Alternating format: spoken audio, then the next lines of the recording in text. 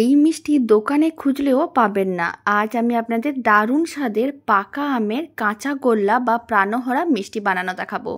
এই মিষ্টি একটা খেলে মন ভরবে না, অনেকগুলো খেতে মন চাইবে। তো চলুন দারুণ স্বাদের মিষ্টির রেসিপিটা বানানো শুরু করা যাক। প্রথমেই নিতে হবে দুটো পাকা আম, আর আপনারা কিন্তু যে কোনো ধরনের পাকা আম নিতে পারেন। এখানে আমি হিমসাগর নিয়েছি। দুটো পাকা আমের খোসাটা বাদ দিয়ে সমস্ত আমের অংশগুলো মিক্সির জারের মধ্যে নিয়ে নিতে হবে। ঢাকনা বন্ধ করে খুব ভালো করে পেস্ট করে নিতে হবে। আমের পাল্প একেবারেই রেডি। এদিকে একটা প্লেটের মধ্যে আমি 300 গ্রামের মতন ছানা নিয়েছিলাম। এবার ছানাগুলোকে খুব ভালো করে মেখে নিতে হবে। 3 থেকে 4 মিনিট খুব ভালো করে মেখে নিচ্ছি, যাতে ছানাগুলো একেবারেই নরম হয়ে যায় আর কোনো রকমের দলা না থাকে। প্রায় 3-4 মিনিট খুব ভালো করে মেখে নিয়েছিলাম। আপনারা দেখুন ছানাগুলো কিন্তু বেশ নরম হয়ে গেছে। এখন ছানার থেকে কিছুটা অংশ আলাদা করে নিতে হবে। মানে ছানাটাকে 4 ভাগে ভাগ করে নেওয়ার পরে 1 ভাগ আলাদা করে রেখে দিতে হবে, আর বাকি 3 ভাগ এক সাইডে রেখে দিতে হবে। যেহেতু কাঁচা গোল্লা, তাই কাঁচা ছানা অল্প করে আলাদা রেখে দিতে হবে।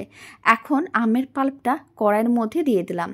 তারপরে ফ্লেমটা লোতে রাখতে হবে, আর মেখে রাখা ছানার 3 ভাগ অংশ দিয়ে দিতে হবে। লো ফ্লেমে খুব ভালো করে আমের পাল্প ছানার মিশ্রণটা মিশিয়ে নিতে হবে, আর লো ফ্লেমেই মেশাতে হবে, নাহলে কিন্তু দলা পাকিয়ে যেতে পারে। খুব ভালো করে মিশিয়ে নেওয়া হয়ে গেছে। এখন 4-5 মিনিট ভালো করে রান্না করে নিতে হবে। 3-4 মিনিটের মতন মিডিয়াম টু হাই ফ্লেমে এইভাবে কন্টিনিউ নাড়াচাড়া করে মিশ্রণটাকে কিছুক্ষণ রান্না করে নিয়েছিলাম। আপনারা দেখুন কালারটা একটু চেঞ্জ হয়ে গেছে।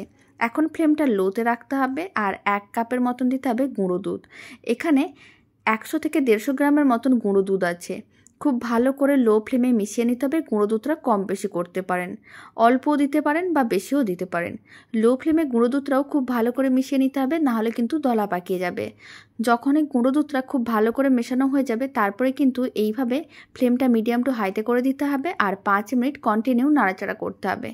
মিশ্রণটা তাহলে বেশ শুকনো শুকনো হয়ে আসবে আর কড়াই থেকে আলাদা হয়ে যাবে। এইভাবে একবার মিষ্টির রেসিপিটা বাড়িতে বানিয়ে দেখতে পারেন। খেতে এতটাই ভালো হয় যে দোকান থেকে আর কিনে খেতেও মন চাইবে না। আমি এই মিষ্টিটি বানানোর সময় কোনো রকম কিন্তু চিনি দিইনি, তবে আপনারা চাইলে অল্প করে চিনি দিতে পারেন। আর যেহেতু পাকা আম দিয়ে বানিয়েছি, পাকা আমে কিন্তু খুবই মিষ্টি হয় আর গুঁড়ো দুধেও মিষ্টি থাকে, তাই আলাদা করে চিনি দেওয়ার প্রয়োজনও পড়বে না। খুব ভালো করে এইভাবে 5 মিনিটের মতন নাড়াচাড়া করে নিয়েছিলাম। মিশ্রণটা বেশ ঘন হয়ে শুকনো হয়ে এসেছিলো, আর কড়াই থেকে আলাদাও হয়ে গিয়েছিলো।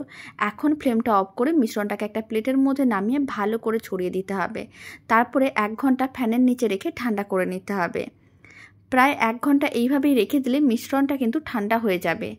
আর 1 ঘন্টা যখনই হয়ে যাবে, আলাদা করে রাখা ছানাটা, যে ছানাগুলো আমি আলাদা করে রেখেছিলাম, সেই কাঁচা ছানাটা দিয়ে দিতে হবে, আর খুব ভালো করে একসঙ্গে মিশিয়ে নিতে হবে। যেহেতু কাঁচা গোল্লা, তাই অল্প করে একটু কাঁচা ছানা দিতে হয়, এতে মিষ্টিটা খেতে অনেক বেশি ভালো লাগে। খুব ভালো করে মেশানো হয়ে গেছে। এবার কিন্তু এরকমই মিডিয়াম সাইজের অংশ, মানে লেচিগুলো আলাদা করে নিতে হবে। আপনারা চাইলে মিষ্টিগুলোকে ছোট বা বড় করে বানাতে পারেন। আমি এখানে ঠিক এরকমই সাইজের মিষ্টিগুলো রেডি করছি। কিছুটা করে অংশ নিয়ে এরকমই গোল বলের মতন করে বানিয়ে নিতে হবে। সমস্ত মিষ্টিগুলো একইভাবে রেডি করে নিতে হবে। তারপরে গুঁড়ো দুধের মধ্যে ভালো করে কোট করে নিতে হবে। আপনারা চাইলে খোয়া ক্ষীরের মধ্যেও কোট করতে পারেন, আর না হলে গুঁড়ো দুধে এইভাবে কোট করে নিলে মিষ্টিগুলো দেখতে বেশ ভালো লাগে। সমস্ত মিষ্টিগুলো একইভাবে রেডি করে নিয়েছিলাম। দারুণ স্বাদের কাঁচা গোল্লা বা পাকা আমের প্রাণহরা মিষ্টি একেবারেই রেডি। এবার একটা মিষ্টি কেটেও দেখিয়ে দিচ্ছি। আপনারা দেখুন মিষ্টিটা দেখতে যত না ভালো হয়, খেতে অনেক বেশি ভালো হয়। বাড়িতে একদিন হলেও বানিয়ে দেখতে পারেন, আপনাদের খুবই ভালো লাগবে।